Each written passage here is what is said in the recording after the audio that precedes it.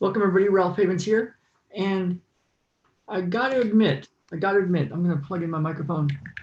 I gotta admit, I was I was about to I had pretty much given up. I was retreating years ago. And I had recovered from 2 years of being unable to run. And if you know me, you've been watching me, you know I love to run, but I couldn't run for 2 years because of severe bone pain. And my business was in a funny spot because some people had stolen from me and had the wrong people working for me in the front office. And I was kind of giving up.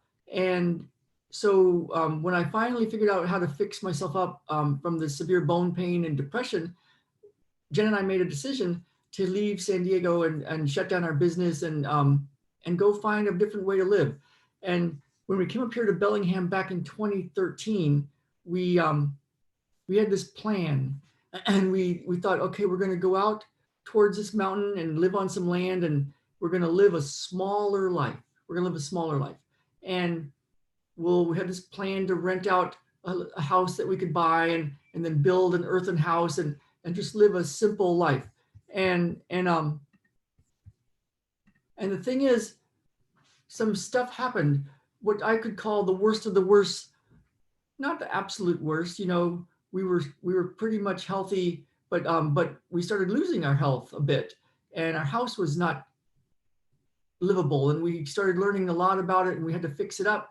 And bottom line is, we burned through a lot of money. Our nest egg, we had sold the San Diego house, and it was going to supply the beginning of our new life in the Bellingham area, Mount Baker, and we were going to live a smaller life, see a few clients over Skype, but besides that, just kind of grow food and live differently.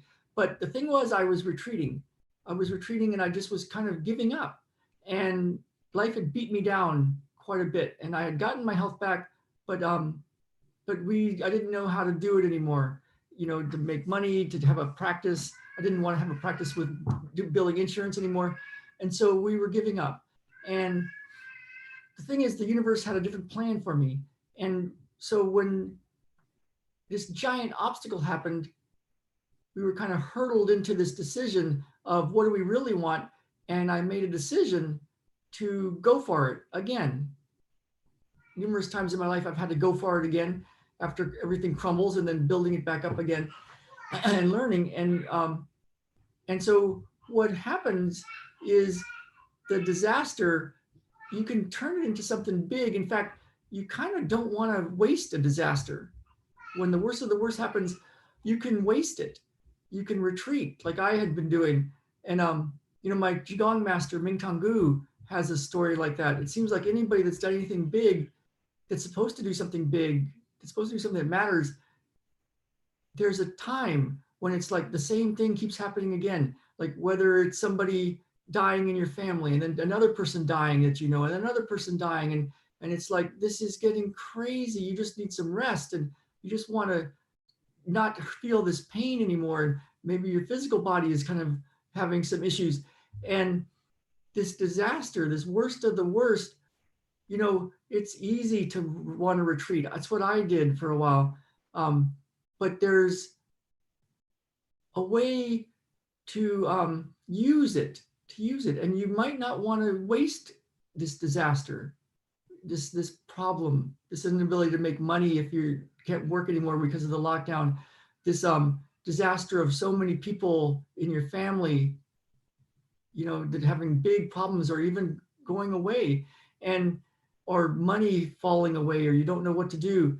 And Ming Tong, my Qigong teacher, he had a great life. He had solved a very chronic health condition, and had become a master Qigong teacher in China with this medicineless hospital.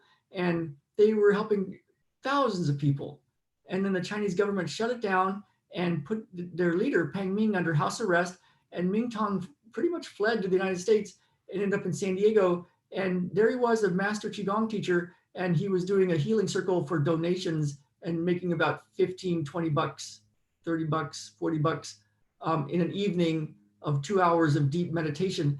And over the years of lots of struggle and not just retreating. Now he's got a space out in New Mexico, and it's worth millions of dollars, and he's doing his work, and he started the Medicine Hospital there, the Chi Center, chicenter.com. And would he have become a great healer and done this if he hadn't had this worst of the worst happen and his teacher get put in jail pretty much, and then he had to flee to the United States and just do donation-based treatments out of an apartment that somebody was letting him do it out of, you know?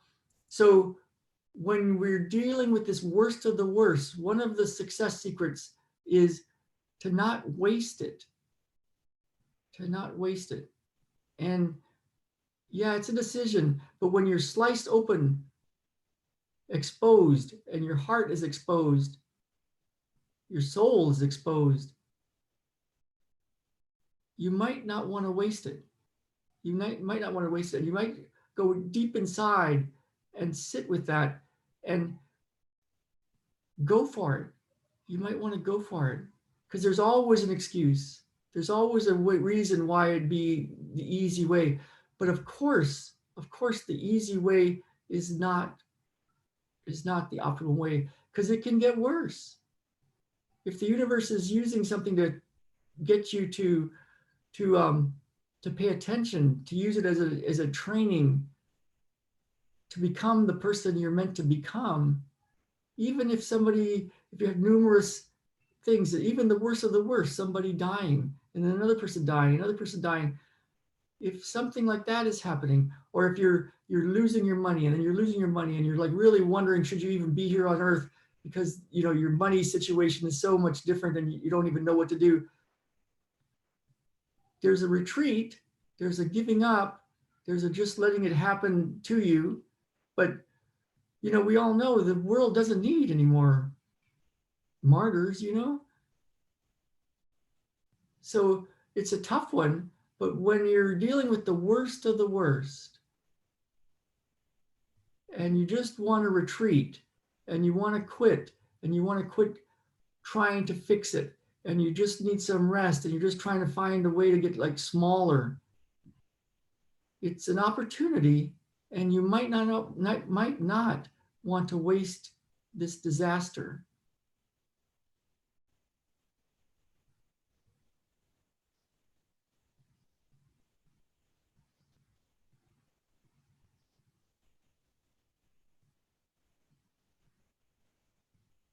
So when you go to your heart, to your soul, and sit with that,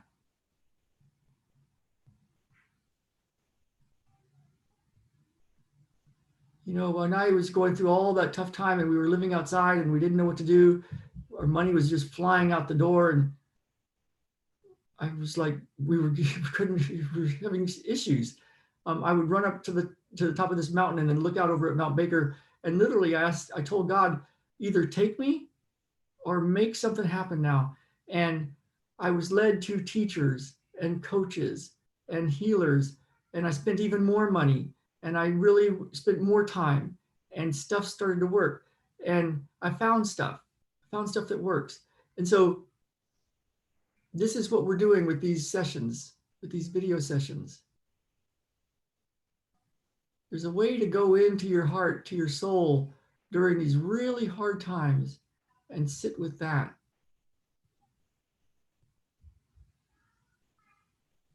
And the easy way might not be the optimum way.